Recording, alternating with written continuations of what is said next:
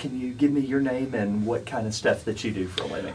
Scott Sloan. I'm a talk show host on 700 WLW, which is the most listened to radio station, talk station in the Midwest, if not probably the whole station, our whole Midwest. I do 9 a.m. to noon, and we talk general issues. Nothing. Try to avoid politics as much as possible because it's just so stupid and mindless. But we talk general interest, anything from Caitlyn Markham. We tend to be a lot local. That's the success of this radio station. We don't take ourselves too seriously, but the local issues we wrap ourselves around. Okay. For those people not familiar with Fairfield, what kind of city is that? Where's that located? Suburban city, north of town, and like a bedroom community.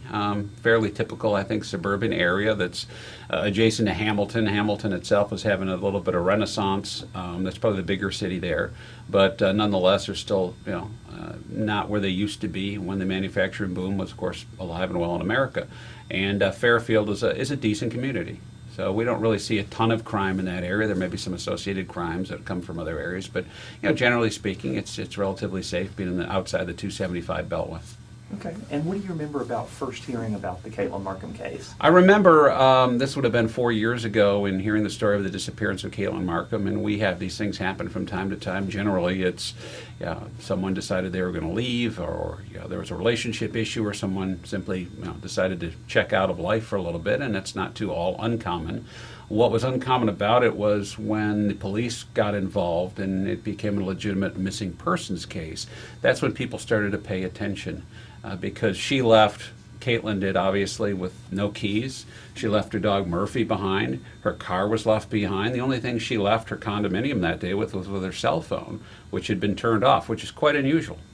Yeah, you had the opportunity to speak to her fiance in a phone-in interview. Spoke to John Carter about this in depth, and he was still shaken up about it, but some of the things he said I thought were quite strange, namely the fact that he believed that there was a church festival up the street, and the suspect could have come from the church festival, which I found kind of odd in piecing the things together. I've never fortunately been through something like John Carter or the Markham family has, but it's rather unusual when an individual comes out and says there's a church festival and someone from the church festival probably abducted Caitlyn Markham. That's when the alarm in my head went off, and I said, well, wait a minute here. We have church festivals all over Cincinnati. We're a community of 52 communities in Cincinnati, parochial neighborhoods. One of the big things about being a Cincinnatian is enjoying church festivals. You don't have to be Catholic to go to a church festival, and we have people from all walks of life going to church festivals. I thought it was rather odd that at this particular one, and I can't remember, as long as I've been doing this for 16 years on this radio station, ever hearing about a violent crime occurring in or around a church festival. I see. Did he say any other things that kind of troubled you throughout the interview? He was kind of disjointed at sometimes, I think, which obviously would be natural for this. I had someone who specializes in voice recognition who basically listens to audio, 911 calls and the like, to hear any glaring irregularities, and I thought that the analysis of this individual is interesting in saying that he was disassociating himself with Caitlyn Markham and not using her name as typically you would when someone you love disappears. And we also started getting hearsay, and again, it's not fact, there's no way to really corroborate this, but some people who were closer to the couple seem to indicate there may have been a rub going on. That Katelyn was a student, she's working a job. The rumor was that maybe he wasn't holding up his end of the agreement. They were engaged to be married, and piecing it together. And this is just me filling in the blanks here. As I think is normal, is that maybe there was some tension there. Maybe he felt that things weren't working out. And not saying that he did it.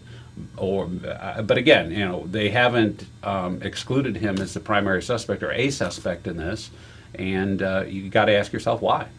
Yeah, the community at large, how do they feel about the job that Fairfield Police and Indiana State Police do? It's hard to say. I think generally when you have a missing persons case that turns into a cold case, now 4 years old, that it's human nature to point the finger and want to blame Fairfield PD or the investigators for being too slow or too small town.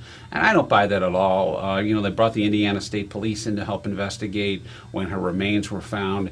And I think knowing some people at Fairfield, they're quite competent in this. If they needed help, they could call in the state of Ohio as well, because now you have, because her body was, or at least her remains were transported across state lines, that opens up the jurisdiction a lot more too. So I think a lot of good people are working on this. I don't think it's ineptitude in any part of the local law enforcement. Great. And why do you think this case resonates so much with the people of Cincinnati and this region? Well, because we're a tight-knit community, we look out for each other. These are generally crimes that you hear happen elsewhere, but as you know, no community is immune from this kind of thing.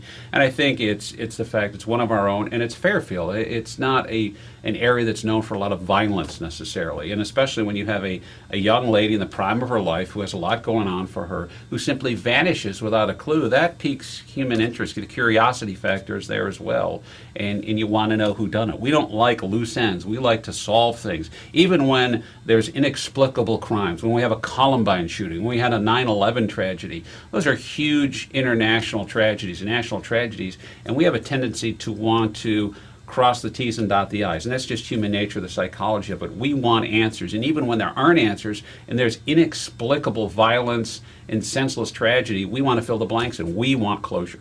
Yeah. Do you think the case will ever be solved? That's a tough question. We have the remains, but let me phrase that. The longer that this goes on, the likelihood that it's solved obviously diminishes.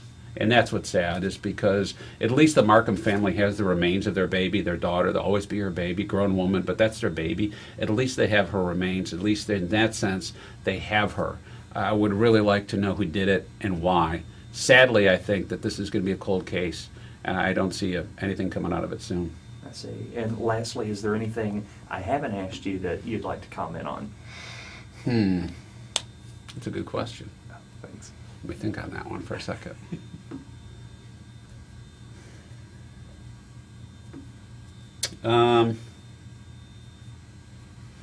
I think in relation to all of the hearsay and all of the speculation that's out there with maybe there's strain between the couple and the fact that a woman just simply doesn't disappear without her purse, without her keys, without her car. She would have to go somewhere with someone willingly. There was speculation that there was a guy who worked at a gas station down the street who was convicted of rape, that he had something to do with this. They checked it out. They completely cleared him. The only person to be cleared as a suspect in this case, John Carter, still the last person to see her, the last person to make contact with her. In 9 times out of 10, we know that someone close to the victim is responsible for the murder, for the killing.